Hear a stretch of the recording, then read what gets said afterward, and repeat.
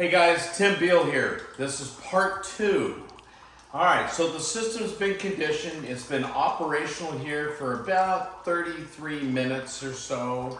And what we did in part 1 is we went through the startup on this, and now we have completely drained the system down to nothing in terms of dispensable water. And we are now capturing all of the water from empty to startup or to filling. And we're right now just a hair under 3 gallons of total wasted water for our 1.5 gallon stored water inside the storage tank. It's about ready to shut down. And right now we're still operating at atmospheric 0 back pressure. And any minute, this gauge is going to start to climb, and that's when the storage reservoir, the bladder inside the tank, fills up to the inside perimeter of the inside of the tank, and we will start to see the pressure start to climb, and it's just about ready to shut off right at that when our pressure starts to increase, and when it hits about 40 psi, the system will shut off. And then we'll take a look at how much water we accumulated.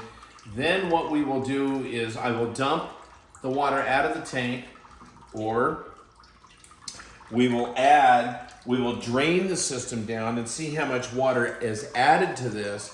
And it should be 1.5 gallons. So we should be at 4.5 gallons, excuse me, 4.5 gallons, just a little bit above 4.5 gallons. And that would be a show or demonstrate a 2-to-1 ratio. By the way, the standard 3.2 gallon air charge tank with an air charge on half and the water chambers up top, these are rated at 3.2 gallons of stored water if you put 60 psi on the water side. But that is not how reverse osmosis systems operate. They have a shutoff valve that operates at approximately 50% of line pressure. So if I took an average pressure here in the States at 60 psi, when the tank pressure, witnessed by putting a gauge on this line here from the RO Aqua Pack to the tank, if you put a 0 to 100 pound gauge on it, when it hit 30 psi, the system will shut down. So when this tank's at 30 psi, it is 1.5 gallons of water, the same amount of water stored in the WOW unit. So even though it looks small, you're not giving up anything from the standard tank or a standard RO system, typical RO system that is twice its size, okay? So check this out. Here we are. We're at 30 psi, that bladder's full. And when it hits about 40 psi, let's look at this.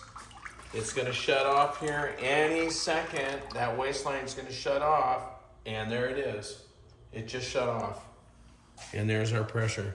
It's still climbing because there's a little bit of inertia set aside here that's accumulated inside the membrane, and it's going to continue to climb up a little bit. But we are shut off, and so we're just a little bit above 3 gallons.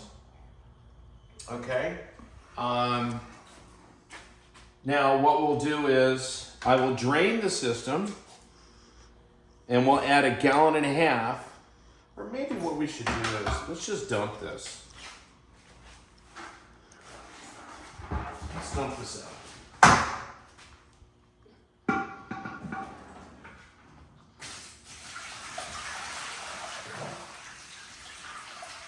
That way we can get it.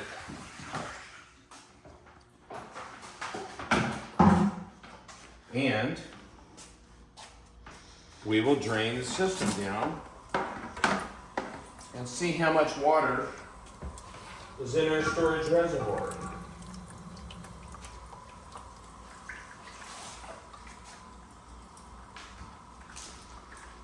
Do a little housekeeping here.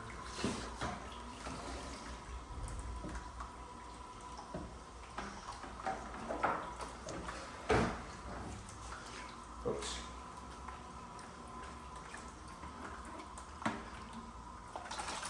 That pressure will remain the same. The system will dispense the entire reservoir at the same flow rate. In comparison to the air charge systems, the more water you draw off of those systems, the less volume you get because the system is depressurizing. The water on water system, the WOW system, is squeezing a flexible bladder at the same flow rate all the way to the last drop. It's a great flow rate. It's about 7/10 of a gallon per minute. And when it's empty, you might hear a groaning noise, and that's telling me or telling the user, hey, the bladder is empty, and that's the two flexible surfaces coming together and water trickling across the two surfaces. There it is. I'm empty. Close the faucet. But I don't want to accumulate that wastewater. So let's see what it is. It was empty. So where are we? A little bit less. Is that a gallon and a half? That's a gallon and a half. Oops.